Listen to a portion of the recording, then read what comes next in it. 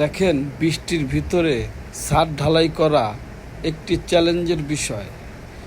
যেমন আপনি এই চ্যালেঞ্জে অবশ্যই জয়ী হতে পারেন যদি আপনি নিয়ম কানুন মেনে ছাদ ঢালাই করেন। অবশ্যই আপনি ছাদ ঢালাইয়ের সময় যা চিন্তা ভাবনা করবেন, যদি অনেক জোরে বৃষ্টি হয় সেক্ষেত্রে আপনার ঢালাইয়ের ক্ষতি হয়ে যেতে পারে।